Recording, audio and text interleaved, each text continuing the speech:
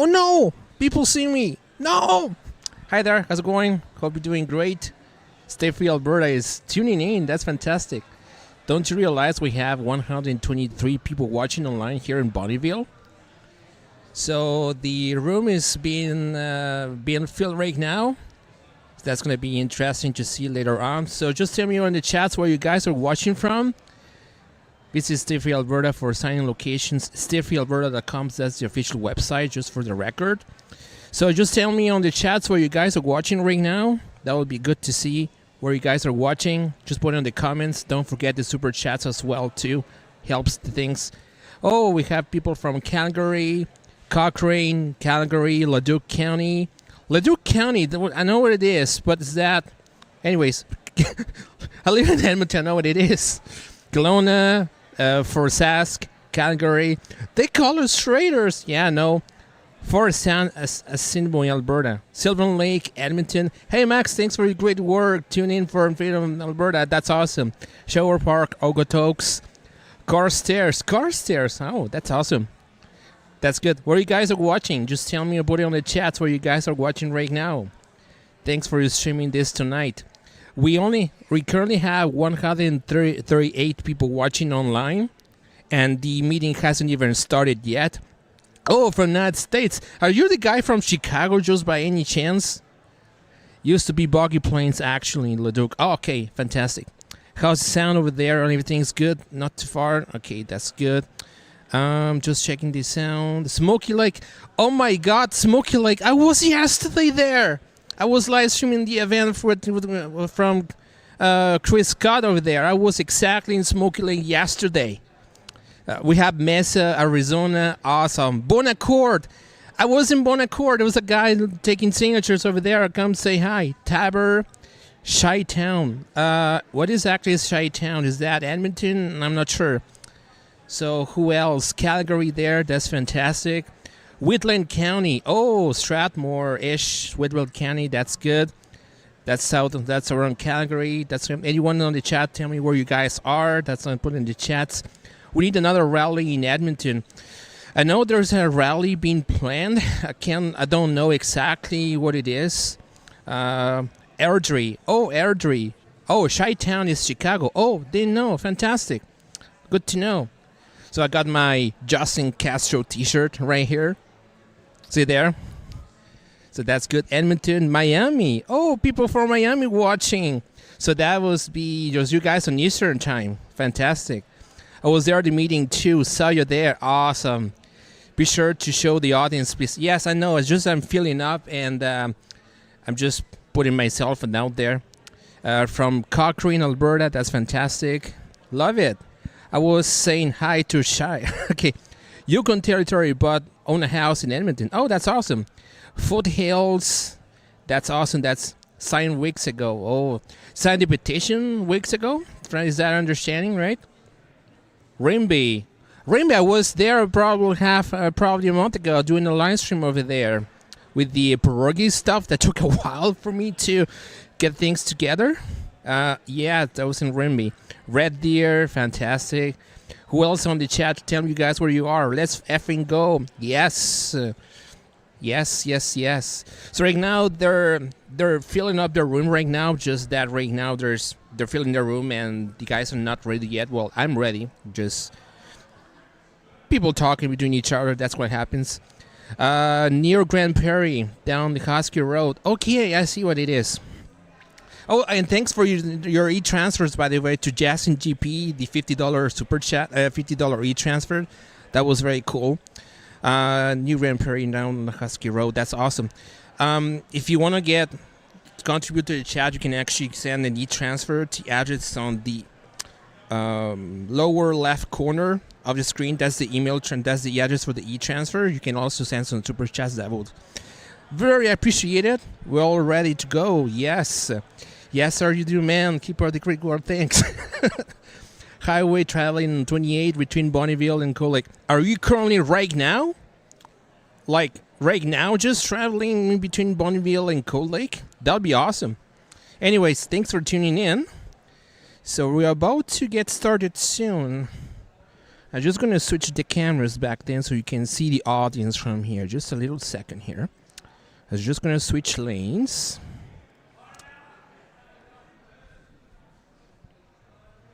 Hold on. I think I heard my name somewhere. Anyways. So I'm just going to switch the cameras here so you can see the audience. I'm just going to adjust the little camera on this end. Oh, don't worry about it. I'm just going to fix the camera. Just a little hand here. There we go. So that's what it looks like on my side. There it is. So it's filling up right now. I came here, was probably 4 setting my stuff up there. So I agree. That's awesome. Let's see all the comments here. I pray every day for Alberta independence. It's the only real fix for Alberta. Yep. I agree. Alberta must separate from where I sit. The rest of Canada is going to split apart anyways. That's interesting. Good job, Bonnyville. Yep, that's filling up. So that's good. Hello, my friends. Hey. That's awesome. Hello, my friends. That's awesome. And it was on the chat saying where you guys are from. I'm going to tell right now where are you guys from. I'm going to say this. We have 200 people watching right now and haven't even started yet. Hello, bonjour from Fort Mac, Republic of Alberta. Yes, I got a confession to make. I've never been to Fort Mac, ever. So if there's a place I can actually go and visit in Fort Mac, let me know in the chat so I can at least go there and have dinner. Because I've never been in Fort Mac, ever. I've been in Central Alberta countless times, Eckville, Red Deer, all those places, Black Falls, but I've never been past, like in the north side of Alberta. So if there's a place I can go in there and high level, yes, yeah. So if you have a place up in the north, let me know. I'll be very happy to see there. Red Deer, yes, another from Red Deer. Can I have a cam my fake register? Yeah, sounds good. All right, so I'm gonna step a while here and hello, I'm from Innisfail. We're 5 in our family, all signed up. Oh, that's awesome. Actually, we have somebody from Ponoka over there. That's good. I put my signature in Calgary just during the town hall on January the 10th. That's where I signed my name. So just for why. Just type down, it's easier. Okay, gotcha. So we have people from Ponoka. That's awesome. Okay, though. So just forget the super chat. That really helps things a little bit. And if you want to chip in, there's an email address right there. You can send e-transfer over there. Did you find a new employer since the people that you come? No. At what time did the speaker start their presentation? Very soon. They're going to start soon because they dim the lights. Okay, I'm going to switch the cameras there. That's my line. Okay, so I'm going to step away there and I'm going to let the other guys talk here. See you in a bit.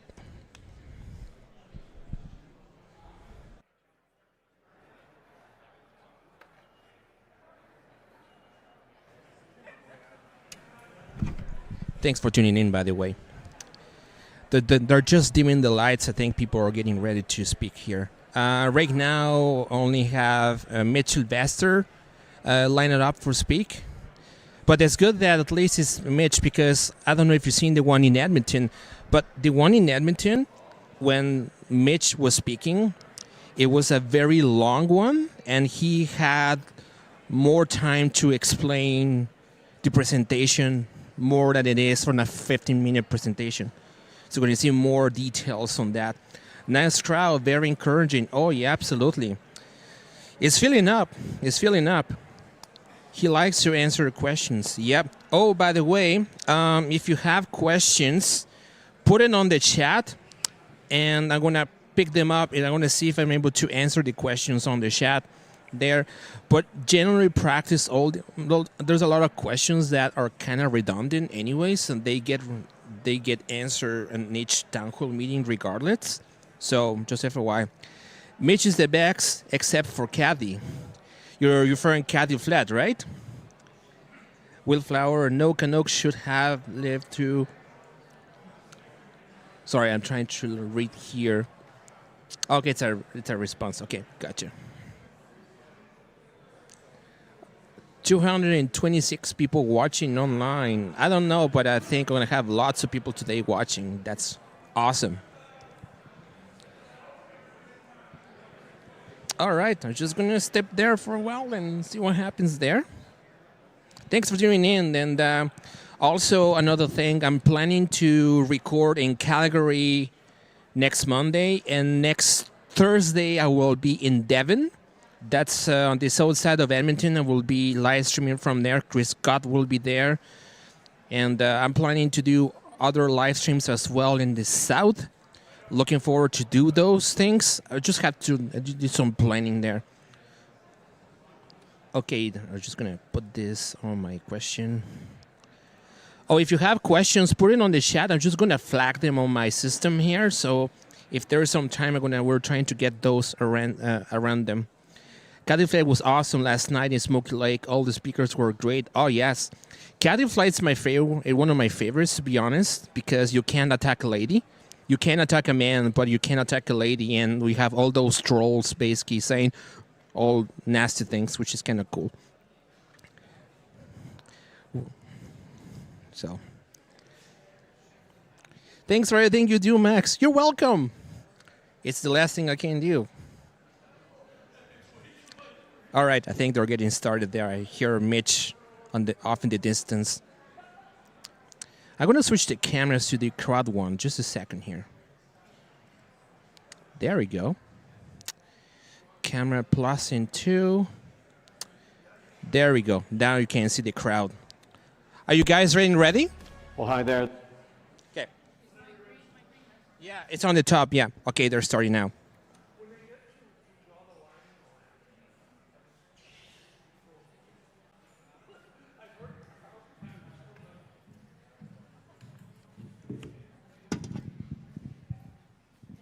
Good evening, everybody.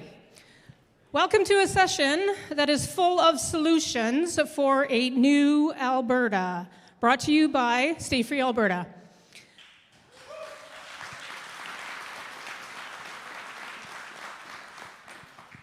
Allow me to introduce myself. I am Susan Turner, and I'll be your MC for this evening.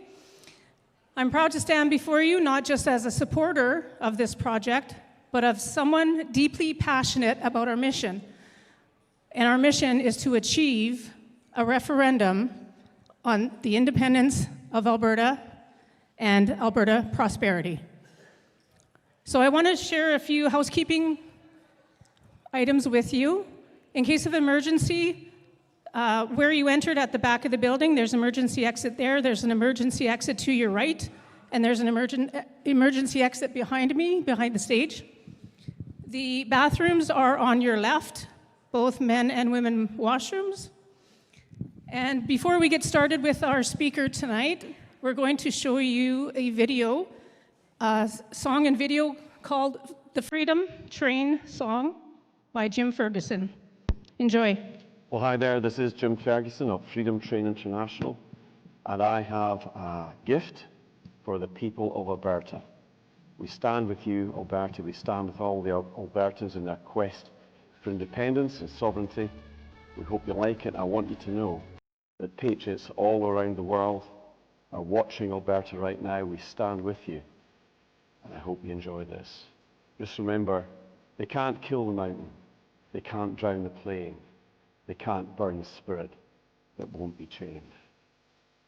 We'll speak soon.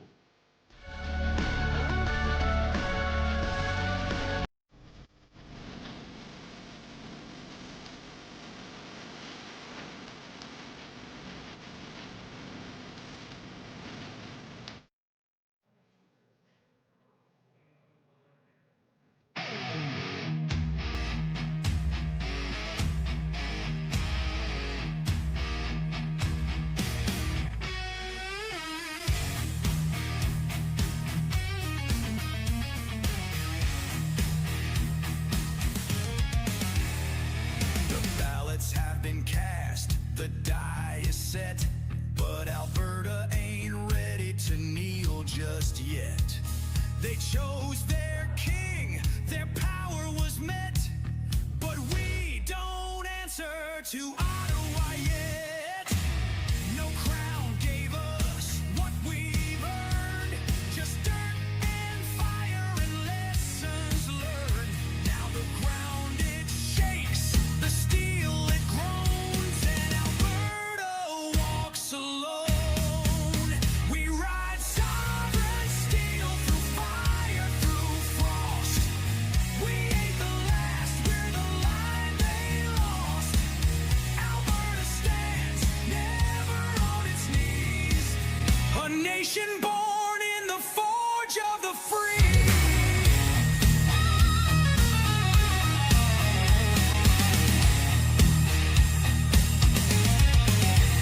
From the rigs to the rails, the crops to the code, we lit their streets, we bore their load. They laughed at pride, they mocked the West, but freedom don't die, it just waits for the test. The cowboys ride, the farmers rise, 5 million strong under open skies. No leash, no lie, no foreign throne. This land is steel and it stands alone. We ride sovereign steel through fire, through frost. We ain't the last, we're the line they lost. Alberta stands, never on its knees. A nation born in the forge of the free.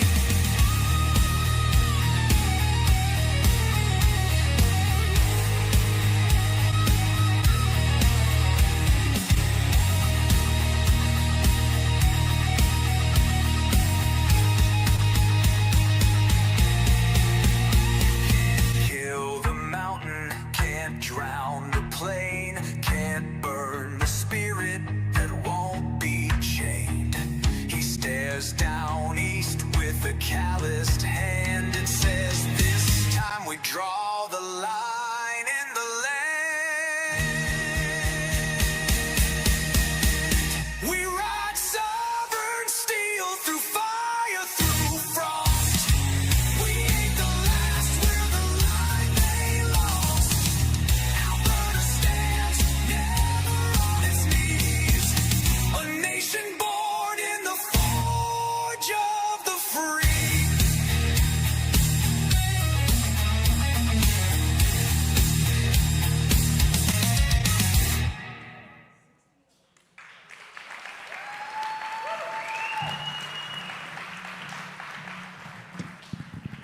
I absolutely love that. I love that. So tonight we're going to have one engaging speaker who's going to share some insightful information on the future of Alberta. Tonight's session also, we are hoping to keep it a respectful, informational session. So if any disruptions do occur, we reserve the right to ask individuals to leave. At the end of Mitch's presentation, we will have a Q&A. So we will have people lined up if you have any questions after the presentation. And before we get started, we usually like to start our sessions with a prayer. So if you will please join me. Thank you, God, for giving us inalienable rights and dignity. They are only bestowed upon us by you, our Creator. May you send your blessings on our beautiful, bountiful land, Alberta, so that we may make a better world and the best version of ourselves through the freedom only you give us. Amen. So now I want to introduce to you the highlight of our evening. Mitch Sylvester, who is the owner and the operator of Sylvester Sporting Goods, a well-established store in Bonnyville since 1989. Mitch is actively involved in political advocacy. He chairs the Alberta First Pension Plan.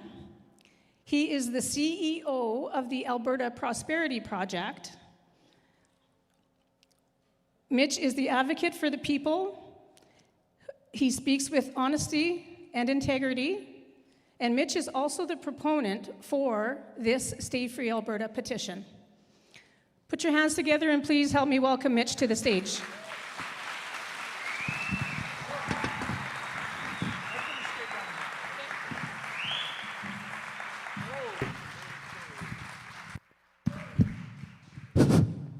Well, hello, everybody. Welcome.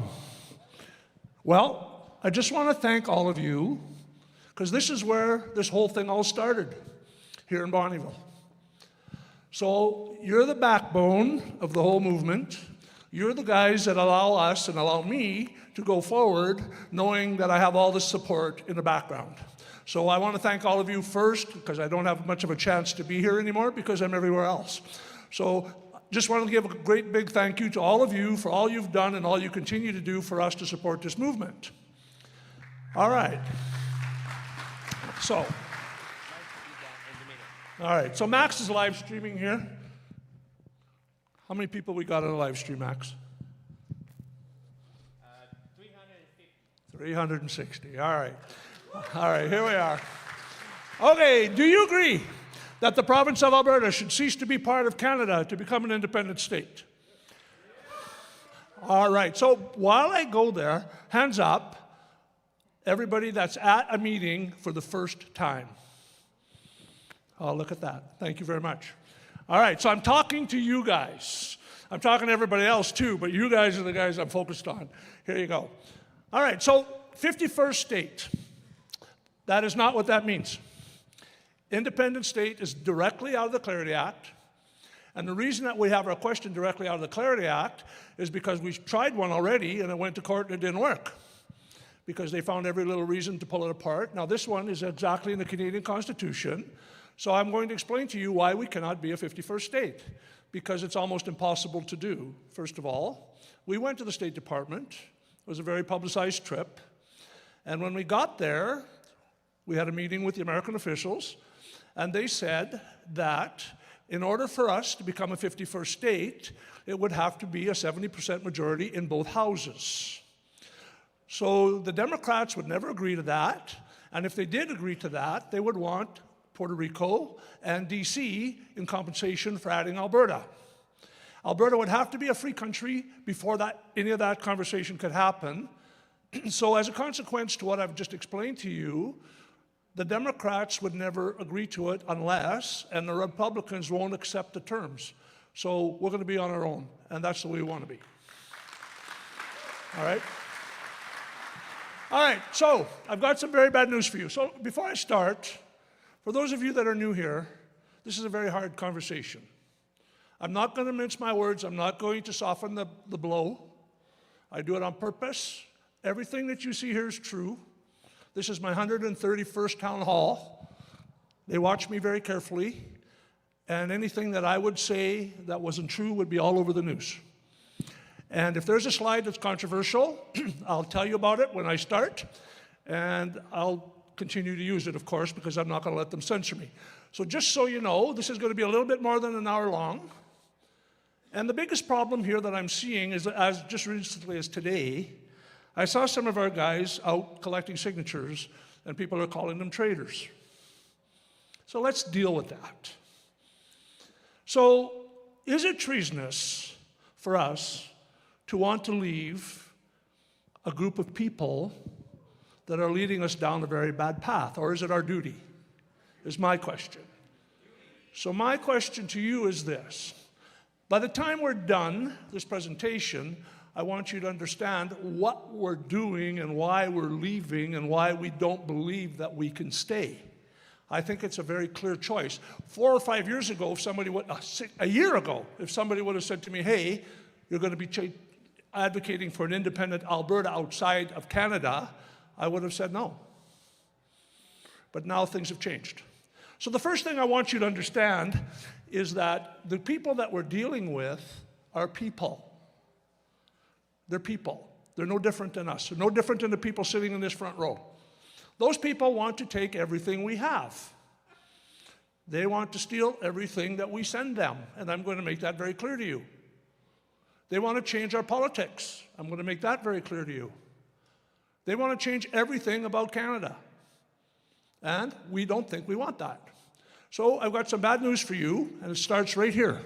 We desire, and every Canadian desires, that the great trade of the prairies shall go to enrich our people in the East, to build up the factories and the workshops of Eastern Canada, and contribute in every way to its prosperity. So we have always been a colony.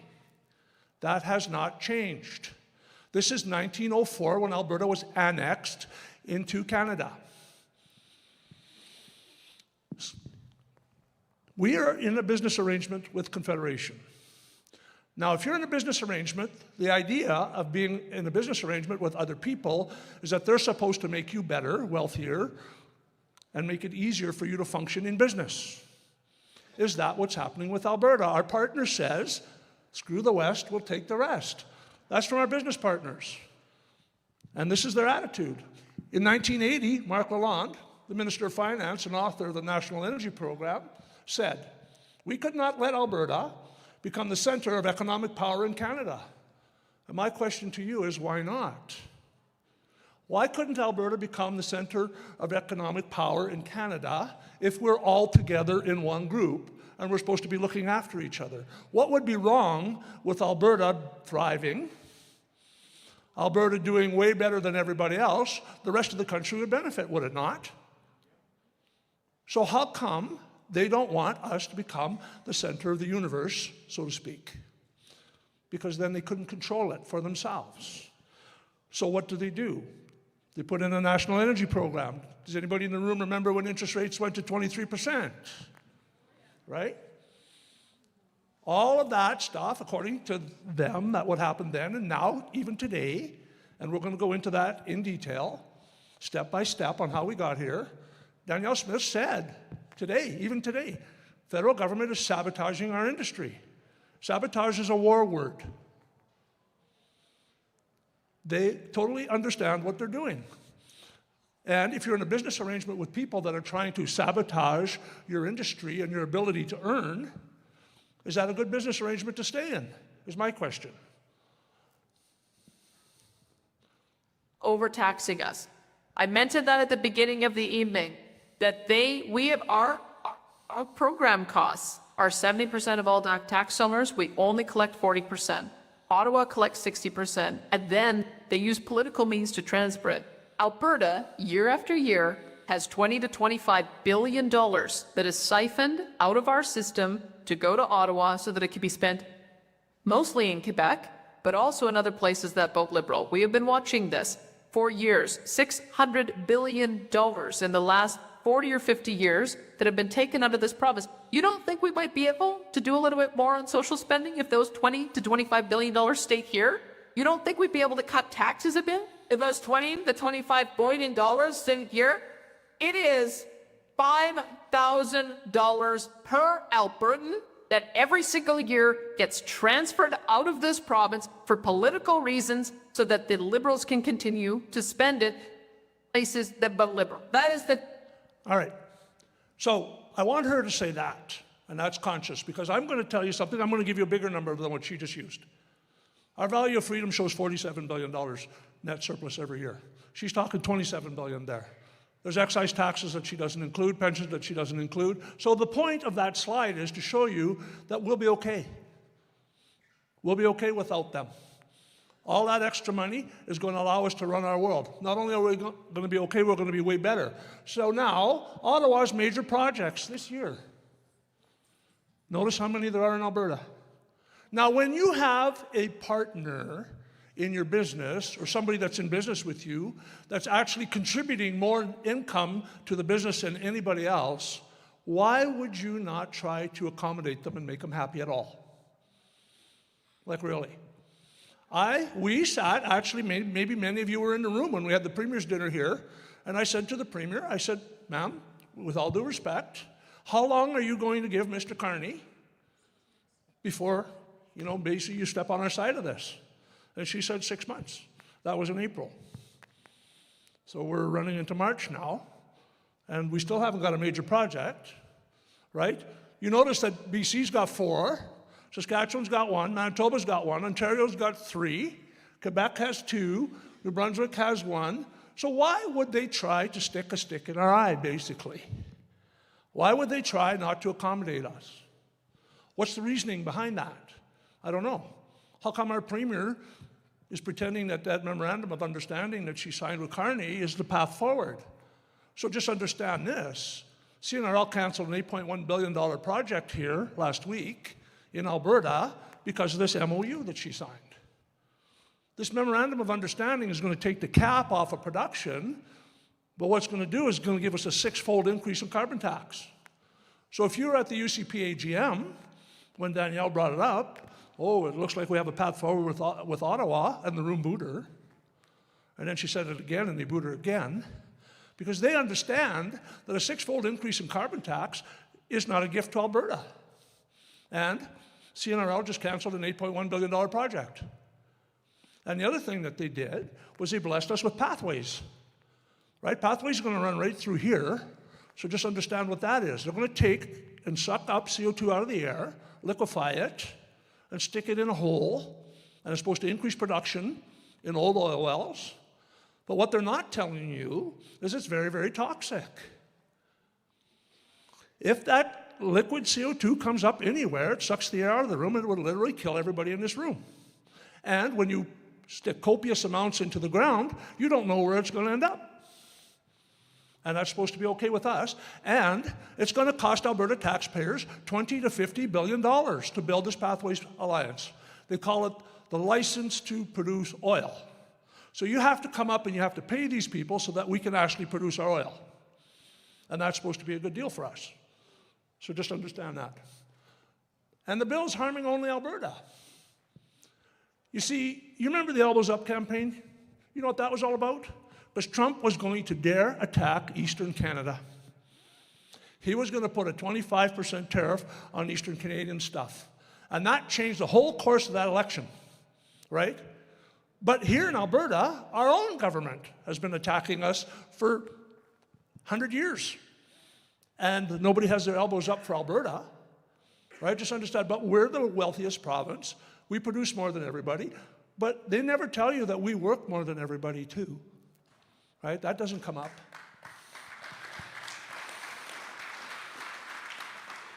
So they're blocking pipelines. There's a tanker ban in the West only. And then they block oil and gas investment. We lost tens of billions of dollars here this year in investment. And that money gets spent somewhere else. Understand that. And here, look at this. Even if we take them to court and win, they ruled in Alberta that the carbon tax was illegal.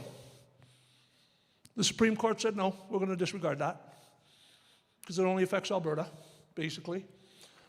$47 billion net loss to Ottawa every single year. That's $40,000 per Alberta household. That is an entire mortgage payment. You get a free house if we get rid of those guys, basically. Am I reading that wrong? $3,000 a month per house. I'm going to tell you what we're going to do. And most people don't believe it, so we didn't make it too rich. We're going to give every Albertan a 20% tax break on their federal income tax, period, right off the bat. And guess what? We won't miss it because we never see it. 60% of our tax dollars go to Ottawa right now. So we could give you guys a 20% raise day one on money that we never see and money that we don't need. Because it costs $70 billion a year to run Alberta right now, and we earn it, we raise it. Our taxpayers pay $140 billion a year in taxes here. We send more than half of that. We send 60% of that to Ottawa.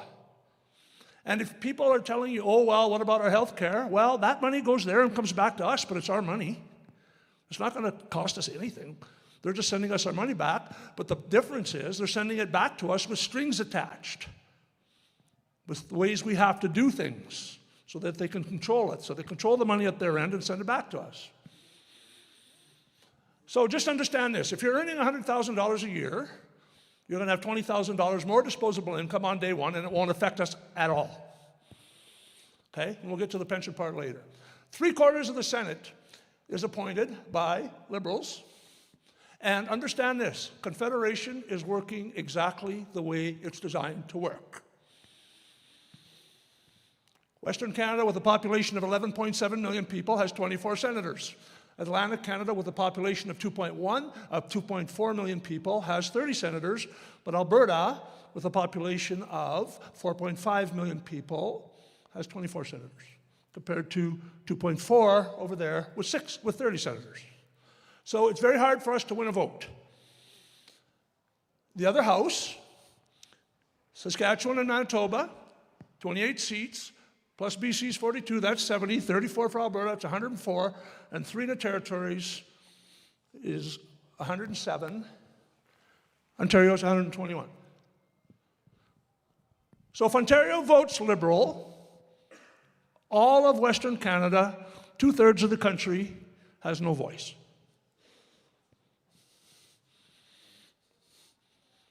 Supreme Court, 2 in Western Canada, 3 in Ontario, 3 in Quebec, and 1 in the Maritimes. Equalization. We pay $25 billion a year towards equalization. Equalization is designed to give have-not provinces a leg up, a hand up. So Quebec cooks its books, and they don't include Hydro-Quebec in their balance sheet, whereas we have to include, and that's their biggest industry, by the way, and we put our oil patch in our balance sheet, and they get $13.3 billion from Alberta every year. That's year after year. This is, per taxpayer, $5,800 per taxpayer in Manitoba, $6,500 per taxpayer in New Brunswick, $2,800 per taxpayer in Quebec, $5,800 per taxpayer in Nova Scotia, $6,100 per taxpayer in PEI. 20% of their taxes we pay. So, the reason I'm telling you all this is I want you to understand why it's impossible to open the Constitution. Our Premier has given us 9 questions to go along with our question on October 19th, and 4 of them are constitutional questions. The Constitution of Canada has never been opened. They tried in Meech Lake and they tried in Charlottetown, and they could not open it. And the reason they could not open it is because these provinces don't want to change it. It's very clear why. 7 out of 10 provinces need to agree to open the Constitution with 50% of the population. Which one of these guys, 5,800, 6,500, 5,800, 6,200, that kills us right there. And Quebec. They'll never vote to open the Constitution. They'll have to get 20% more tax from their base. And support in the House of Commons is next, and the Senate. Well, the Senate's 85% Liberal. So they're not going to support that. And our Premier's telling us that that's what we need to vote on. Absolutely redundant questions. They're all the same answer. She knows the answer to them. And guess what? Quebec has never signed the Constitution, but yet they get a veto. How does that work? They're the only province that has not signed the Constitution, and the fact that they have not signed the Constitution means the Constitution is not valid. It says so right in it. So in actual fact, this Constitution that they're talking about isn't even ratified, but Quebec gets a veto. And we need approval from the Supreme Court, which we know we're not going to get because we couldn't get the carbon tax vote. So they're certainly not going to vote to allow us to leave. Canada Pension, who pays? Alberta. That big line on the left, my left, as I'm facing it, is an overcontribution from Alberta. Notice how many provinces overcontribute? BC and Alberta. Everybody else is a net taker. Albertan workers pay $9 billion a year to CPP and collect 6. Our seniors collect 6. So, we're going to suggest that we give Alberta seniors a 2-fold increase in pension and OAS. And how are you going to do that? Well, we already have half again over, so it's going to cost us $12 billion to double Canada Pension. We already pay 9 because I told you a minute ago our workers work more. So we've got $3 billion shortage. We'll take $3 billion from Quebec's pile, and we'll still have $10 billion to go, and every senior in Alberta gets a double in their pension. And understand this, once you're born a subject of the Crown, which we all are, You stay that way. You cannot lose your Canadian citizenship. So if, as a Canadian citizen, you've paid into CPP, no matter where you are, they owe it to you. Pension has a portability clause. You can live in Costa Rica, Mexico, anywhere in the world, and they will pay your pension. Don't let them scare you, because they're going to. And we're going to just understand that maybe by the time we're done this, we'll understand why they shouldn't be able to.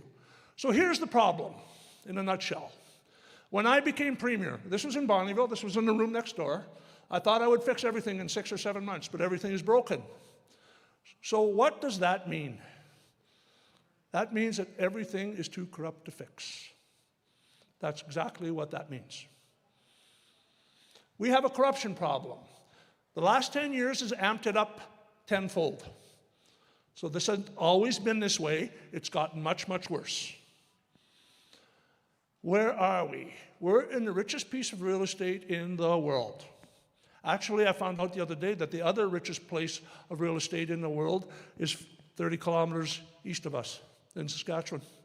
Alberta and Saskatchewan are each, side by side, independently of each other, one of the richest pieces of real estate in the world. So together they would make a very, very strong country. Just saying. So FYI. But here's the problem. The problem is most of the world does not have what we have. And they want it. And you have to understand that they're coming to get it.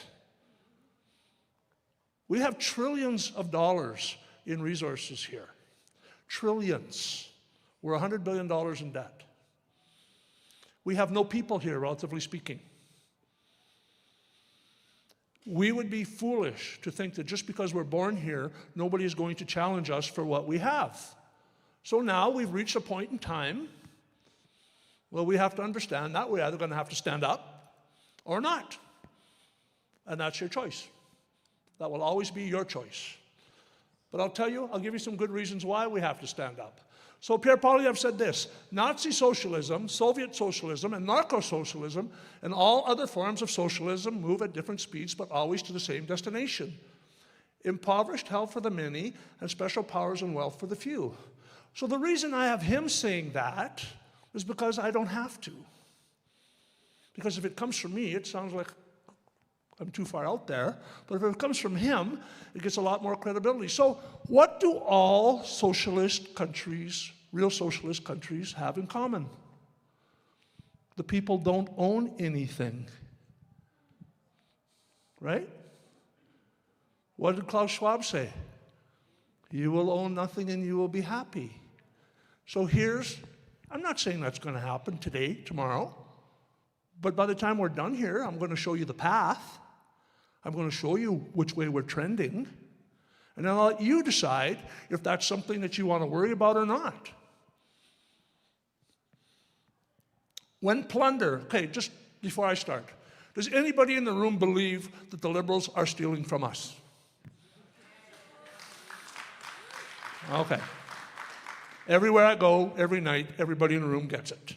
So I'll go through it anyway. When plunder becomes a way of life for a group of men in society, over the course of time, they create for themselves a legal system that authorizes it and a moral code that glorifies it. So we'll get to all of that. All right. Catherine McKenna, she has an audit of $187 billion worth of Liberal infrastructure spending, finds 20,000 missing projects. So projects that were paid for but not built. So they're stealing it. And if you don't believe it, there's a report from the Auditor General of Canada to Parliament of Canada in 2025. Last year, they found that in 54% of contracts examined, federal organizations had evidence to show that all services and deliverables were received. However, in 46% of contracts examined, we found that federal organizations had little to no evidence to support that deliverables were received. So they're stealing half. And this is people. And we're talking about $187 billion, so they're stealing half. That's $93 billion. So I just want you to understand something. $1 billion is a state-of-the-art hospital.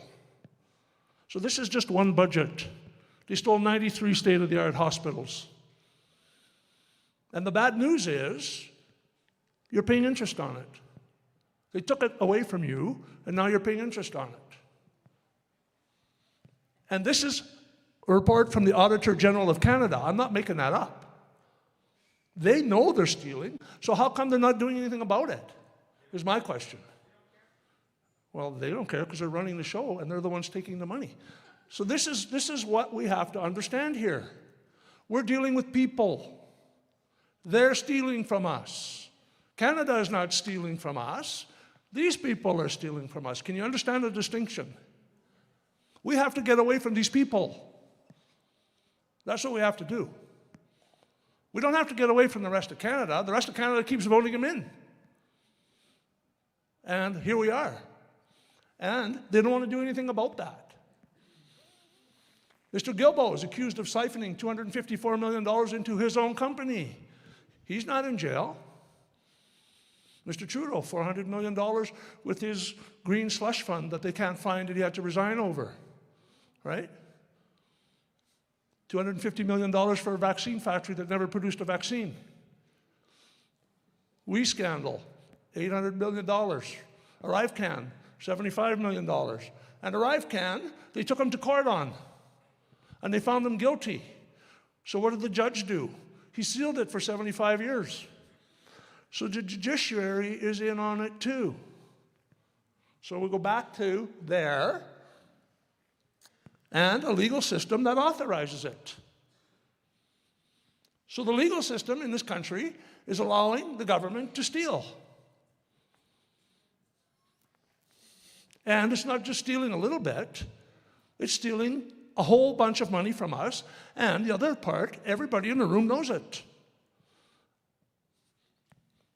Mr. Trudeau spent $11 billion overseas on gender programs. Well, I'll promise you he did not. He went to the leaders of other countries, and I don't know this for sure, so I'll just pretend that it's not true, but I'll just go through this little fantasy that I have, and I'll say, well, he might have gone to the leader of another country and said, look, I'll give you $1 billion if you give me $900 million back. What kind of a deal would that be for them? They get $100 million free dollars, and Mr. Trudeau or the government or whoever that person is gets to take that $900 million and do with it as they please because it's left the country. Money laundering is what that is. And I got some bad news for you. That $11 billion did leave Canada, and because we run deficit budgets, you're paying interest on it. $1 billion a week. Foreign interference is the greatest strategic threat facing Canada's national security, says CSIS. Well, the Chinese are meddling in our elections. Trudeau knows it. He must reveal which 11 federal candidates China reportedly aided. And what did he say? It didn't affect the results of the election at all. But they didn't know that before the election, right? Didn't look into it. So if we have not got election integrity, and we've already established that they're stealing from us, so what they're saying is that we're sending them all our money, they're taking all our money, and our vote doesn't count. Because it doesn't matter how you vote, nothing's going to happen because they're cheating. Does that kind of make sense? And there's 11 of them there. They couldn't find one. I found one for them. And here's Nancy and G, or Mary and G. She's a federal cabinet minister who had a subsidy program that gave away more than $130 million on a promise of promoting business startups. But she never did. So they're asking her right there, did you see that look on her face? Where's my $130 million? And she said, I don't know. How does she get away with that? She's not going to jail. 120,000 mail-in ballots went uncounted in the last election. Do you remember how close some of those seats were? One vote, some of them. All right, so we're about to have the first unelected majority in the history of Canadian politics. So what do we feel about that? So we're just continuing to run through reason after reason after reason on how come it's difficult for us to understand why we should possibly stay. And I'm going to share something with you before I go any further. I have asked people in the highest level of government to give me one good reason why Alberta should stay, and nobody has come up with it yet. I'm talking one. The RCMP are aware of 4,000 organized crime groups operating within Canada. Why is that? We have no money laundering or racketeering laws here compared to the Americans or anybody else in the world. So, and we have the most porous borders in the world. So people can move in and out of Canada at will, including criminals, and especially them. And what happens? We become the capital of fentanyl production in the whole world. And we see it in our streets. Anybody remember 10 cities in our cities 15 years ago? Right? That's a relatively new phenomenon. Because it's our government that allows these people to do this. And this fentanyl lab, 7,600 kilograms of chemical, 8 tons, came in through BC, through the Port of Prince Rupert or Port of Vancouver. And Mr. Eby's busy calling me a traitor, but he's allowing Chinese cartels to absolutely run the show in BC. And that's not treasonous, right? But he allows us to come in, and how many of our people does it kill? And look what happens when organized crime gets into the country. Child sexual abuse up 141%. Human trafficking up 210%. Do you understand how big a problem human trafficking is in Alberta? I know you don't, but because I happen to be in a position to talk to people that want me to spend a whole bunch of time helping them, and I cannot, I just can't do everything. Do you ever go by a reserve and say every child matters? Did you ever try to think of what that means? That they have a lot of missing kids? Just saying. I want everybody to look up right now how many children go missing in the USA every year. It'll blow your mind. Extortion, child pornography. So I got news for everybody in the room. This is a fight between absolutely good and evil. Like it or not. The lines are becoming less and less blurry.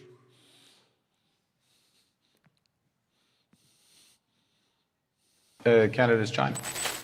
We're heartened by the leadership of President Xi Jinping and the speed with which our relationship has progressed in recent months. And I believe the progress that we have made in the partnership sets us up well for the new world order. Look at the dates, April to January.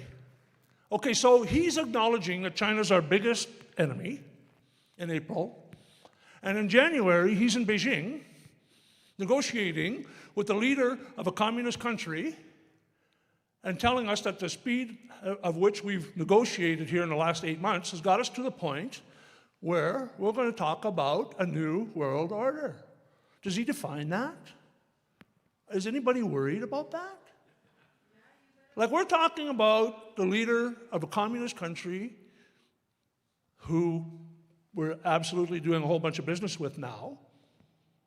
PetroChina is in Alberta. And they're talking about a new world order, which, according to the only definition I have, comes from Klaus Schwab, who says that basically, let's start with, in a socialist country, you'll own nothing and you'll be happy. And these people do not have anything in common with us. The way they live their lives, the way they're absolutely locked in to what? Facial recognition, digital currency, digital ID. They're basically in a digital prison.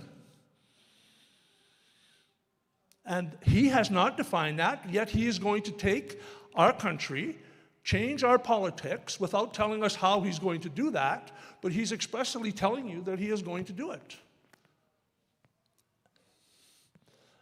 And if that's not bad enough, they're going to bring Chinese communist recruits to defend Canada, 15,000 of them.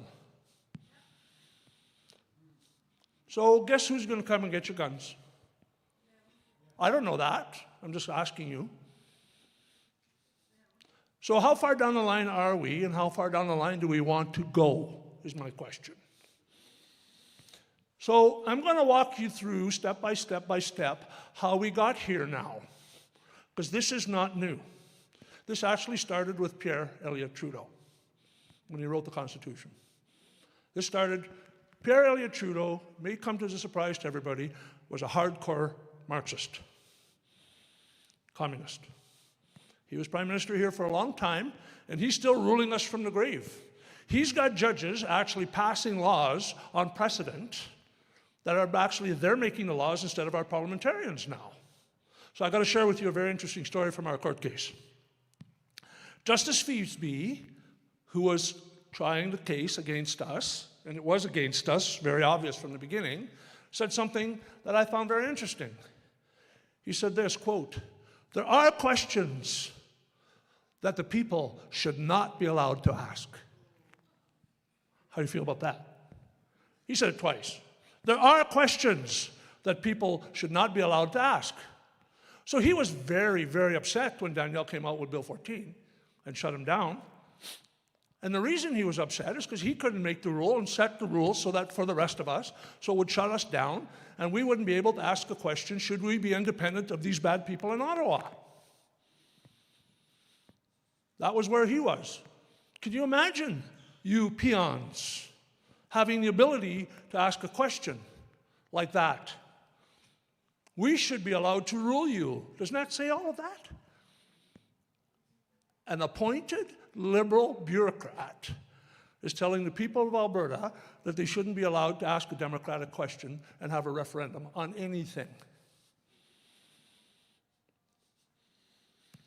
Mr. Trudeau said there's no core identity, no mainstream in Canada, and consequently, that makes us the first post-national state, New World Order. Globalism, post-national, no nation. Canada ceases to exist. Post-national, no nation. That's what that means. This is in 2015. This is 10 years ago. They've been on this path for 10 years. And how do they do it? Well, there's a playbook. There's actually a path, a clear path. And here's the first thing. Control the message. In 1954, there was a statute in the Criminal Code of Canada that said it was illegal to lie to the public. So in 2019, what did they do? They changed the rules so they could lie to you. They passed Bill C-39. So why would the government want to lie to you, is my question. Because before that, before 2019, people were not allowed to lie to you. The government was not allowed to lie to you. And a post-national state means, of course, global government away from here, right? That means that we don't have control over what happens to us. Globalism is, by definition, government that is run by a new world order of people, not us. The very concept here, this slide, I get challenged on a bit. People say he didn't say it. I don't believe it for a minute. But I've got a challenge out to them. If he didn't say it, he can call us and tell us that. But let's look at his actions. Step 2, creating, destabilizing. The very concept of a nation founded by European settlers is offensive to me. Old stock white Canadians are an unpleasant relic and quite frankly replaceable, and we will replace them. And what does he do? 15 million immigrants into Canada since 2015. 1.94 million temporary resident applications this year. So what does that do to us? We're not angry with the immigrants. Understand that. It's not their fault. They came here to be in the greatest country in the world, is what I thought it was up until last year. They came here to have what we have. The free to live a nice life on your own, free from religious persecution, free from all kinds of persecution. You don't have to worry about government. That's the whole deal we always had. Nose down, butt up, you could work hard, create a good living, create a good family, create a good life here, and nobody would bother you. That's where we want to go. We're going to go back to that. That's the whole purpose of this. Below is a quote from Peter Sutherland. He said, and this is the whole idea of this, they want to change our politics. We must use migration to turn the English people into a minority in England.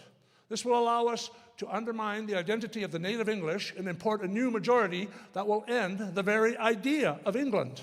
This is critical for globalism to take hold of England. So they want to change our politics. They don't want us to be conservatives. They don't want us to be hard to manage. They don't want us to have children. We'll get to that. There's the paper. Replacement migration from United Nations. 177 pages long. The top 10 fastest growing cities in Canada and the US in 2023. 7 of them are Canadian. Toronto grew more than New York. Vancouver grew more than New York. And country by country, Austria, this is from 2000 to 2024, 24 years. In 24 years, Austria grew 14%, and then Czechia 6%, and then some countries, Germany 1.7, Italy 3.5, Portugal 4.0, Slovak Republic 0.4, Canada grew 35%. Can our infrastructure handle it? We need new hospitals, we need new schools. We just can't handle this amount of people. Nothing wrong with the people, it's just that we can't handle the volume. And the Indian High Commissioner suggests that Canada should increase its Indian population by 60 million people. So that would get us to 100 million, right? And then we would be what? We would be replaced. Not that that's a problem who's replacing us. The fact that anybody's replacing us, any foreign country is replacing us is the problem. And tomorrow I will have another slide on there that shows that we're getting 8 or 10 times more Indian people than anybody else. So this is not just a headline. And there's nothing wrong with those people. Again, they're coming here for what we had. The only thing that's wrong is that the amount of people coming here, the volume is not sustainable.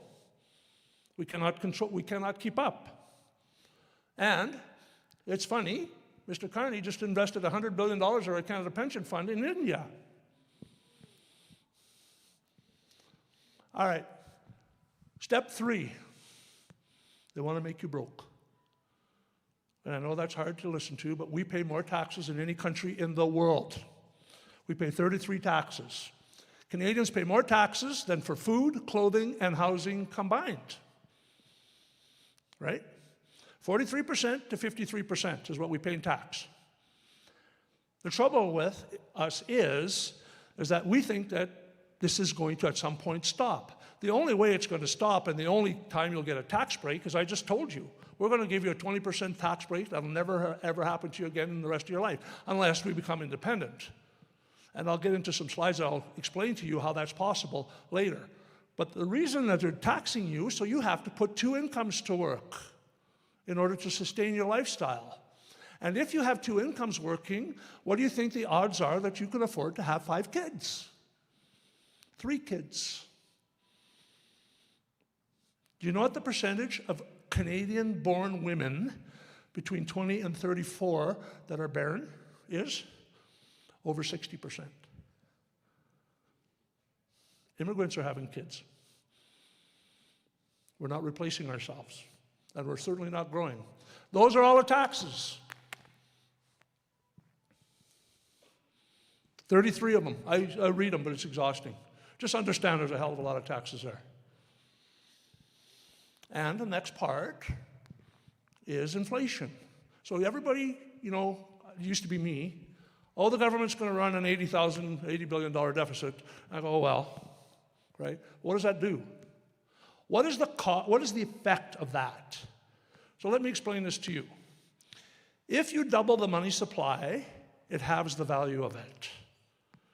So if in 2015 you had $60, you could buy 2 boxes of $30 ammo for $60. If the money supply doubled, the next year, the price of the ammo would go to $59.99. You could only buy 1. That's what happens with inflation. Inflation halves the value of the money that you have in the bank.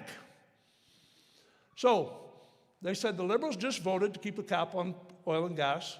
So we've got all of this money that we're borrowing, and we're taxing the hell out of our citizens. So if we were doing that and you're in business, what you would want to do is you would want to increase production and increase revenue. So what would be the natural thing for them to do? Take all the red tape and everything off of that so you could actually produce more. But no, what do they do with us? Give us a 6-fold increase in carbon tax. So what does that do? That increases the cost of production of a barrel of oil, $6 to $10 a barrel. So they're not only trying to overtax us, what they're also doing is they're crippling our ability to pay it back. A cap on emissions is ultimately a cap on production and Canadian prosperity. So, well, how does that affect your kids? If they're stopping production, they're stopping. So just remember, Germany and Japan came here for LNG, and we said no. No, it's not in our business plan. So if Mr. Trudeau said more production is not in our business plan, what does that mean? That means that he's trying to produce less. That's very clear, right? Oh, here's my favorite slide. They won't allow those tankers on the West Coast because it's an environmental thing, right? Carbon.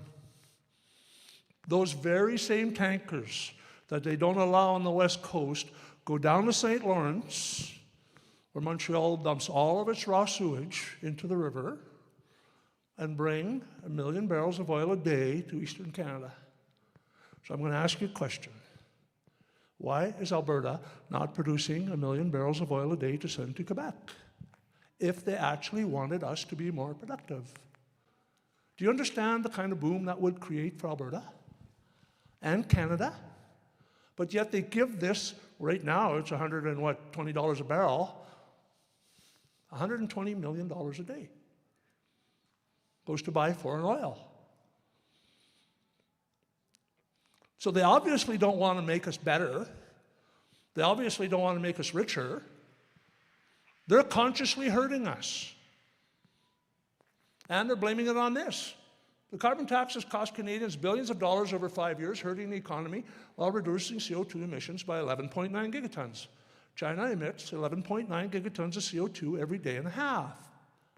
So we're shutting our entire economy down on the fact that this carbon thing, this carbon that China produces goes up in the air, doesn't stay over China.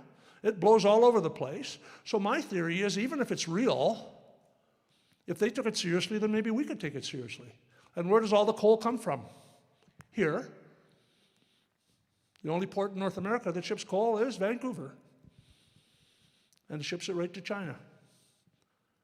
So they can produce, have cheaper energy, all the while capping us, so we have to keep our energy into the ground and allowing us not to succeed and get better. And just to add insult to injury, Carney Sen took Australia ships liquid natural gas 25,000 kilometers to Eastern Canada from Australia instead of getting it from Alberta. How the hell does that work? Really, on every level. Guess who owns the LNG company in Australia? Brookfield. How does that work? We're going to get into that part of it too. All right. Nobody's got carbon tax but us. All the big producers, USA, China, Russia, Pakistan, India, all the big emitters, none of them have a carbon tax but us. There we go. All right. If you didn't believe me before, I've got 2 or 3 slides here that should take you over the top. Alberta produces 4.5 million barrels of oil a day. Norway produces 2.1 million barrels of oil a day, half of what we produce. Alberta's $100 billion in debt, and Norway has a $2 trillion US oil fund. Okay, $2 trillion US oil fund. We're $100 billion in debt. Where did the money go? We produce twice as much. Okay, I want you to unpack this. That's Saudi Arabia on the right, They produce oil, oil byproducts, and silica. 3 things. We produce oil, forestry, coal, hydroelectric, natural gas, fisheries, diamond, copper, nickel, iron ore, aluminum, silver. We're $2.1 trillion in debt. They're $260 billion in debt. Now, this is the part I want you to pay attention to. I want you to think big here for a minute. They pay no personal income tax. We pay 40%. They have no sales tax. We pay 13%. They get a check from the government every month. And of course, we don't. And they have free health care. So you would get to keep all of your paycheck, plus they will send you a check every month, and they export 3 things, and we export all of that other stuff. But we don't just export a little bit of it. So just understand this. In the world, we're first in uranium exports, first in potash, second in nickel, third in oil, fifth in gold, first in freshwater, and our agriculture and forestry is not even on there. How does that work? 88% of our trade goes south. People are going to say, oh, you're landlocked. Well, we're already landlocked. The wealth that we're producing is the situation we're in right now. And we're still saying that our fiscal surplus is going to be $45 billion a year just the way we sit. If we could control our borders, which we can if we become an independent country, we would be able to stop BC sending 70% of all of its trade right across Alberta. Because it would be sovereign. It would be ours. How long do you think it would take to negotiate a pipeline from, let's twin TMX, if we stopped our trains at the border? And that would give us a $25 billion a year net increase in revenue. Another pipeline. Could you imagine how much oil we'd be shipping right now with the state, with Hormuz being closed at $125 a barrel? We couldn't get it in the ship fast enough. Because the rest of the world needs oil, and the Middle East is always in trouble, and we could be sending them all that oil and creating wealth for our people. But that's not the goal, right? The goal is not to create wealth for our people. And if you think it's just, now we're going to go through a litany of really bad laws. So if that part of it doesn't scare you, and I'm not trying to scare you because this is the truth, what I'm trying to show you is that this is the path we're on, and I want you to start paying very close attention to what they're doing. C-293 says, if in the case of an emergency, which they will determine, they can come and seize your land and your herd. Seize your land and your herd. The first step in order to have nothing is if they can come to your place and take your stuff, and it's legal, right? And they just killed 335 ostriches without testing a bird.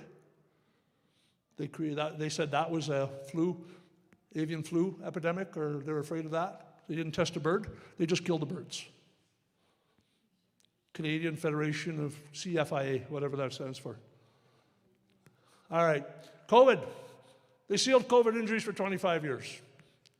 Nothing else needs to be said. Pfizer whistleblower reveals $11 million in payouts to influential Canadian officials. All right, if you resist only one thing in your life, digital ID, digital currency. However, wrap your head around this. Bill C-8 says they can kick you off the internet for no reason, and they don't have to tell you why. So if we go to digital currency and they can kick you off, you won't be able to pay your bills. Bill C-15 says that the ministers can make any law without taking it through Parliament now. It gives them the power of kings. This is coming. Now, I want you to pay particular attention to the third part of that slide when it says there will be no conflict of interest. That will no longer be against the law. Because that's going to become very pertinent in about a minute. They can ignore environmental protection, lobbying rules, labor standards, privacy laws, anything they want. Could you imagine how bribable that would make them, the ministers? They can actually decide without putting it to Parliament or anybody else on their own what they're going to allow you to do. And they don't have to pay attention to any of those laws. Now here's the kicker. This one right here is passing next week. When I first started talking about this, I got, oh, Mitch, you sound pretty out there. I said, well, you know, this may be out there, but now it's real. And they're going to pass it next week without discussion. They're not going to discuss it. They're not going to talk about it. So let's go into what it says. Bill C-9. This is a very dangerous bill. It uses the concept of naming a group. And who names the group? The Privy Council, unelected people. A political entity, the Order of Council, names a group a hate group, pursuant to 83.1. From there, the members of the group are all guilty by virtue of possession of the symbol.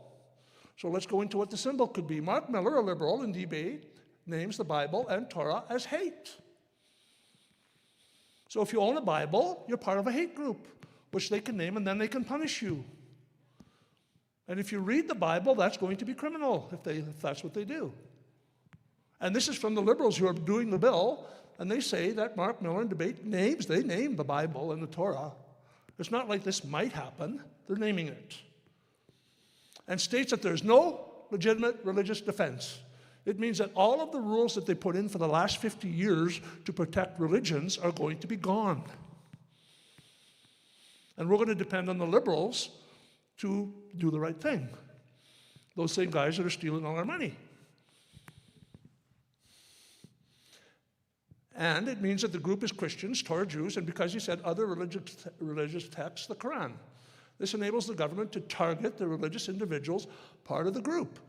And the comment is, this is exceptionally evil, broad, and typical only of communist countries. So, let's look at the forfeiture clause. This is ambiguous bill. Bills before were this thick. They give you what you could do, what you couldn't do. This one they're leaving absolutely without borders on any side of it.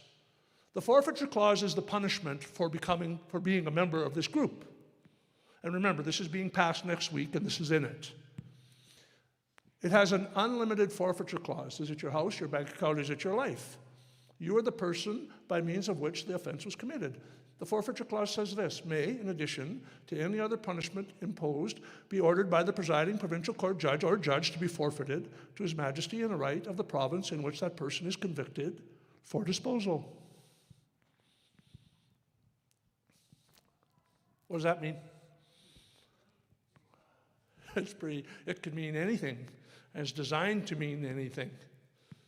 It could mean dispose you out of the room, dispose you out of the province, dispose you out of the country, or dispose of you, period.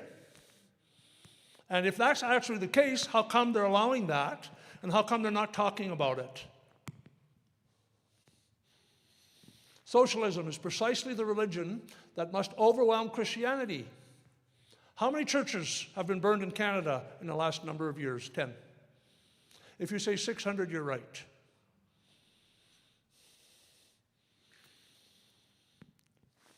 Guns, near and dear to all of our hearts. Red flag law says this, that they can go to your house and grab your guns anytime they want, and they can tell you that a neighbor protested without a warrant, and then you have to go prove that you're innocent. But the bigger part of this goes back to the whole theme, what we're talking about here tonight. When they go grab your guns, which is privately owned property, it sets a precedent for them continuing to go to your house and grab your legally owned private property. They're using guns because a lot of people say, oh, what do you need a gun for? The answer to that is to protect yourself from government. That's the real answer to that question. And they know that. But they're going to use guns to grab your private property, set precedent, and then they can come and grab whatever they like. Whether it's your bank account, whether it's your savings, whether it's your car, whatever they want. And this may not take effect for now, but it's law in Canada. And we're not going to pretend that guns kill people, because I've worked in the middle of 1,000 guns every day for the last 40 years, and none of them have ever shot me. People kill people. Switzerland, with a population of 8.2 million people, requires citizens to own guns. They train their kids to be soldiers and they send them home with their fully automatic weapon. Lowest murder rate in the world. I think that's a really good idea for a free and independent Alberta. We'll train our kids to be citizens and become militia to protect our government, protect ourselves. All right, so I'm going to summarize. 10 minutes of summary here. We have the lowest GDP in the industrialized world, 1.4% in the last 10 years. You cannot do that unless you try. Understand that. There's no way you can do that unless you try. Not here. Mr. Trudeau handed Mr. Carney the keys because he couldn't come up with a reason why he has $400 million unaccounted for dollars, and away he went, and Mr. Carney said, oh, don't worry about that. That was before. But Mr. Carney himself, in May, $16 billion worth of capital left Canada. That means it was invested somewhere else, not here. Over the last 4 months, $84 billion is left. Do you know why? Because they get it. They understand what's going on. They're not leaving their money here because it's not safe. And $100 billion worth of our pension funds in India. That $100 billion could build an LNG plant and a pipeline across BC that would generate probably $50 to $60 billion a year net a year, and he's spending it in India, and it's our pension money, he's not spending it here. Why is that? Explain that to me. And that's Alberta pension money. So I didn't go into how much money the federal government owes us. Because of our overpayment of $3 billion a year, that goes into a fund for Alberta seniors since the 60s, and the accrued interest plus the overpayment, the federal government owes us $400 billion. Why aren't we calling that back? Just even if we could develop our own resources and industry here, that would make us better off. But no. What do you think the odds are we're ever going to see that money back from India? Zero. Okay, Mr. Carney wants a technocratic dictatorship. Okay? A technocratic dictatorship is a business that runs the country like it's its own business. Like he literally can make rules for himself, for his business, and with no consequence, and he runs all of Canada and all Canadians like they work for him. So when the genius got into power, our economy shrank by 0.3%, the biggest drop in 3 years. And he pumps $33 billion into bureaucracy instead of into production.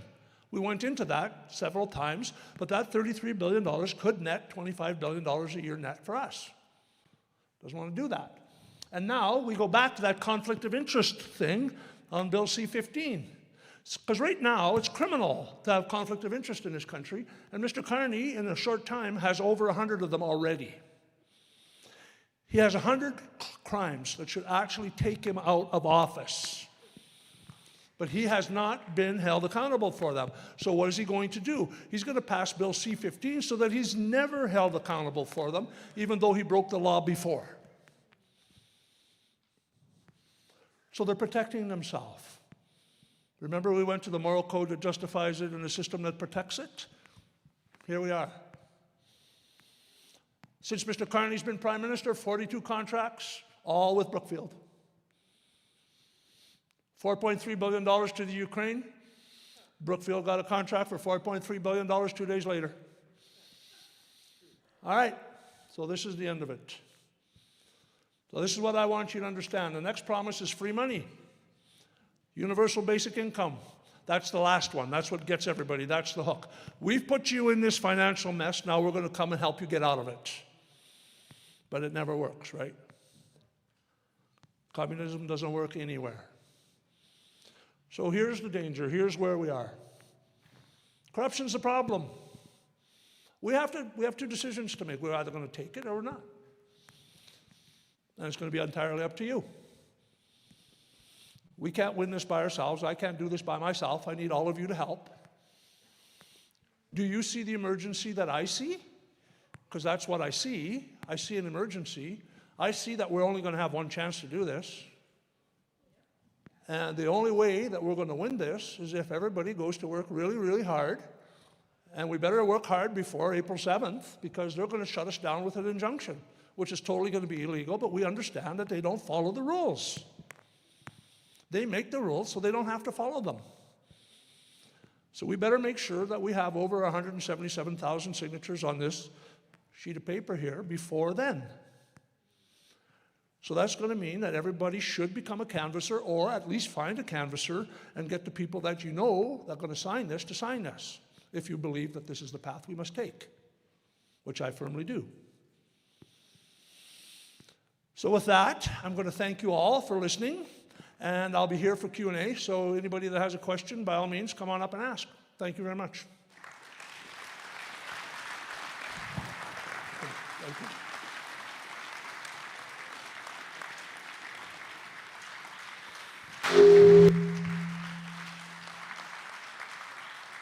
Pick that up for me, please. I don't want to have to get on there. Thank you, Mitch. I just want to, before we line up for questions, without our volunteers here tonight, this would not be possible, so I want to thank every single volunteer that came out tonight. Thank you. And if tonight's information session, if you guys came in here undecided, we hope that tonight, with the information provided to you, will help you make a better informed decision. And our canvassers are still at the back if you decide to sign on your way out. So we will be down on the floor. If you line up in the middle of 2 rows, I will come down and get your questions answered.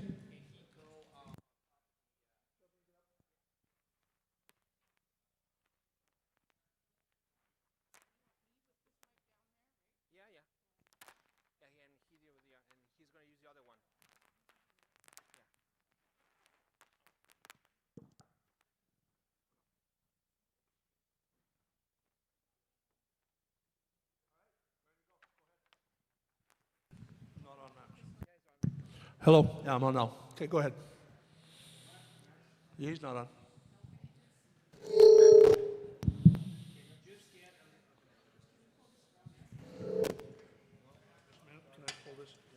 Just use one. Use the red one. I got the red one. Okay, let's go.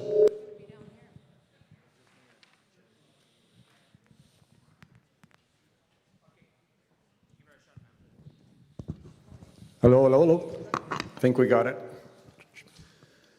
Okay, my question is, Danielle Smith is making all these other questions, right, for the referendum? Yes. And the Supreme Court or whatever can chuck it out because it's going to be confusing. So get his mic closer to him.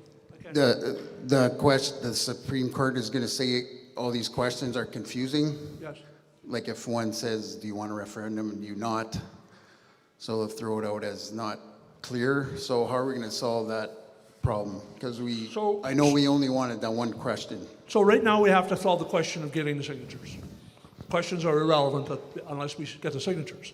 So our Constitution is a constitutional question. It will open the Canadian Constitution. In the Canadian Constitution, it says it has to be a standalone, clear question. So we will challenge it in court. So yeah, no, absolutely, 100%.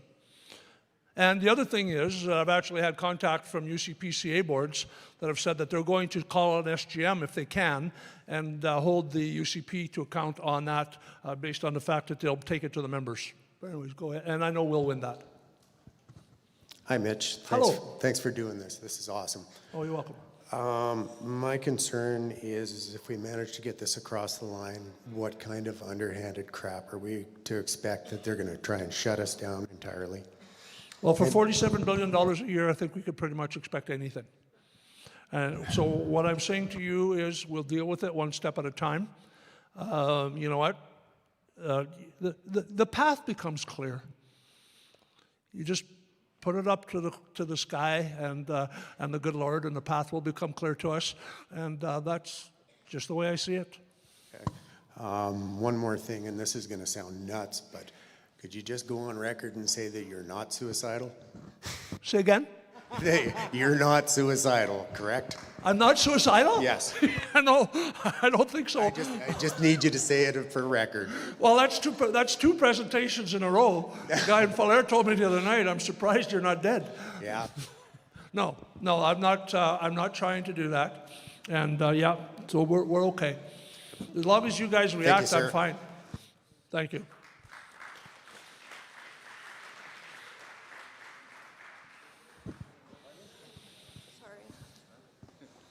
Hi, Mitch. Hello. So the question I have is more around the strategy. So if we did succeed in getting the 177,000 signatures, Yes.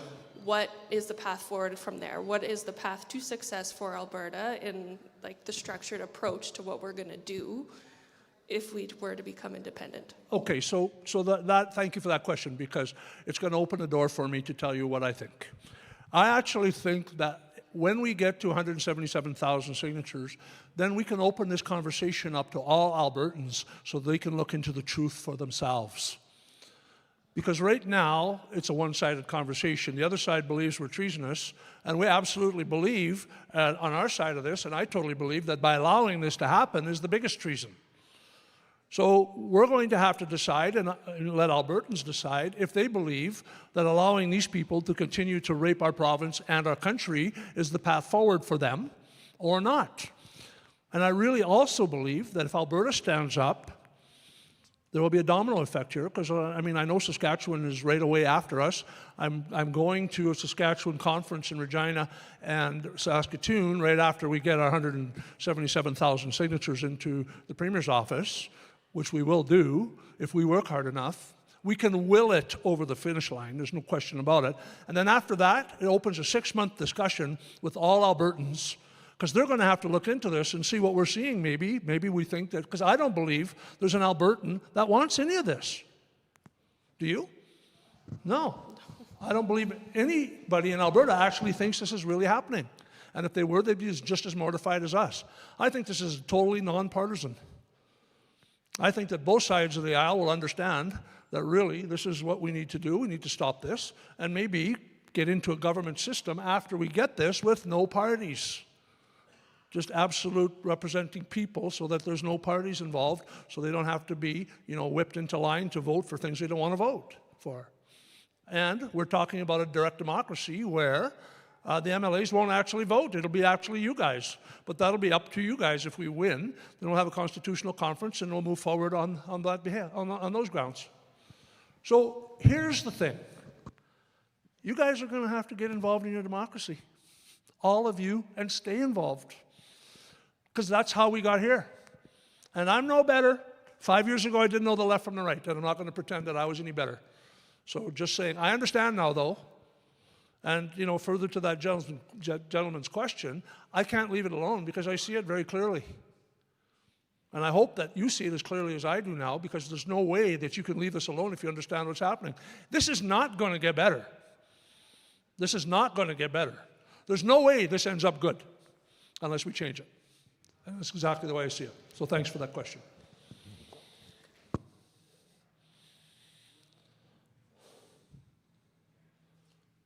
Any other questions? Yeah, come on up here. Yeah, come on up. He'll find you.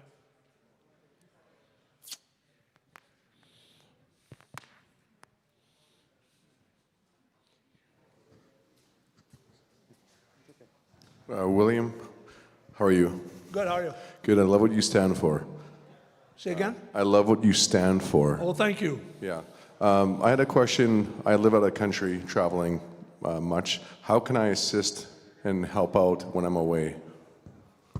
I did not understand. Say that again? What's the best way for me to assist when I'm traveling and I'm out of country all the time? Well, I think the best way for you to assist right now is to sign this petition and get all of your close friends and neighbors that you know agree with you to do that. Right now, we're on a 5-week window, 4-week window that we got to get as many signatures as we can get. So everybody has to get to work and get the low-hanging fruit. Get all of your friends that haven't signed this, that are going to sign this, to sign it now so we can get ahead of the curve here. So that's the most important thing. After that, you know what, we'll get to the next step after. Then you can, become a canvasser, you can donate money, you can do all manner of stuff that are going to help us get going, because after this, the fight really starts. So we're going to be fighting for Alberta starting May 2nd or 3rd or 4th, and that's the way it's going to be. So the fight will start in earnest at that point. I hope I answered your question there.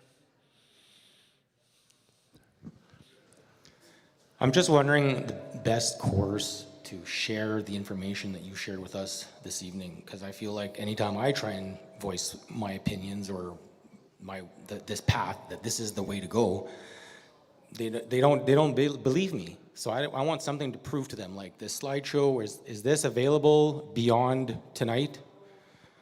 Doing here, freedomcalendar.com. He'll send it to you. Net. It'll be up. The one Yeah. I did in Edmonton 2 weeks Yeah. ago is being widely Yeah. circulated. It's exactly this presentation. It's 62 minutes long. It pretty much sums it up.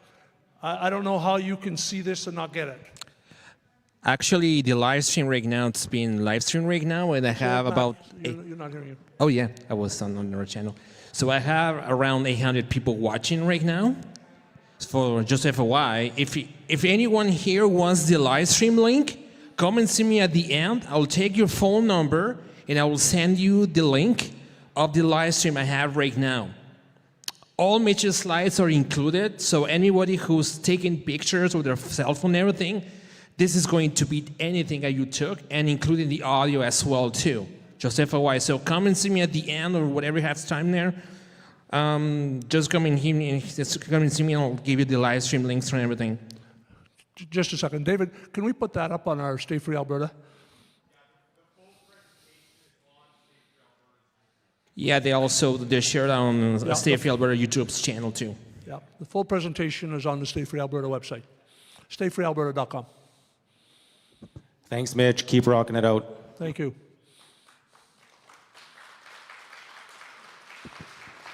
Oh, one more question. Hi, Mitch. Hi, Ed. Thank you for what you're doing. I saw your show on Tuesday night in Cold Lake, as you know. I'm Ed. I'm from a store in Cold Lake, and I was probably one of the first businesses to sign up for 7-day-a-week petition place. What I want to ask is, how do you think we could get more business people to get behind this and put signs up in their stores and support and get their employees involved in this, and just more people in the community and the province to support this? Well, thanks for doing it, Ed. I appreciate it. We're doing the same, you're aware. But the whole thing is that we have to, people are scared. And that's all there is to it. People don't want to lose business. People don't want to be branded. We're past that. We're going to stand on our convictions, and you know what? We'll be identified as that. And as a consequence to that, we're going to live with the consequences. We know that. We know that going in. Every one of these decisions, I want everybody in the room to wrap their heads around the 3 days that it took me to make up my mind to be the proponent on that question. Knowing that at least 35% or 40% of my customers don't agree with that, right? But I understood that before I did it. But we picked up customers from somewhere else, and it's been fine. So just saying, our people support us and continue to support us, and we haven't noticed a drop in business. So if that gives anybody else any courage, nobody is higher profile than us. We drove 6 hours to shop at your store today. Hi, Mitch. Thank you so much. Oh, you're welcome. You know, I'm your biggest fan. How do you see, Mitch, going forward here with the First Nations? How are we going to deal with First Nations? Well, I think First Nations have the same problem that we have. Their leadership is not treating them the way they should. And I think the First Nations are going to have to stand up to their leaders, and we promised them, and I mean it, that we're going to not leave them behind, and we're going to make Alberta a better place for everybody, up into and including them. And I really hope that they understand that. And in the actual process, First Nations are going to be, there's going to be 3 seats at the table: Alberta government of the new country of Alberta, the federal government, and Aboriginal people. So they're going to have a fair chance to do whatever they need to get done. Yes. Hello. Hi. I just wanted to say the gentleman that came up that has his store open 7 days a week, all of us beautiful Albertans need to support those people as much as possible. And to that fellow, I don't know where he went, but tell people when we support you. That's probably our biggest thing, is we all need to open our mouths. Somebody else was up here and said, what can I do? Open your mouths. Don't be afraid to talk. They want us afraid. Don't be afraid. Thank you. Be not afraid. All right. Thank you, everybody. Good night. Appreciate it. Love you.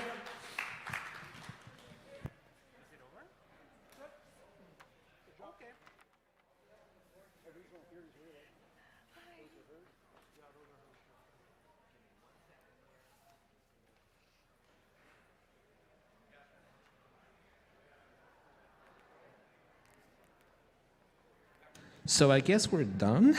Is it? Thank you so much. All right. Just give me 1 second. Just give me 1 second here. Just going to change things a little bit here. Well, I think it's all for today. If you want the live stream, okay.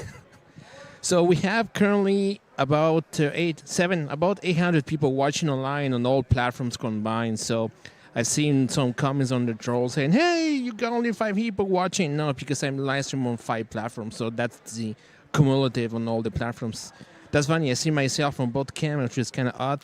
So thank you very much for tuning in. Don't forget the super chats and the e-transfers. That helps keep the lights on. And see you the next one, I think, next week. And I guess so. Thank you very much. Have a good one.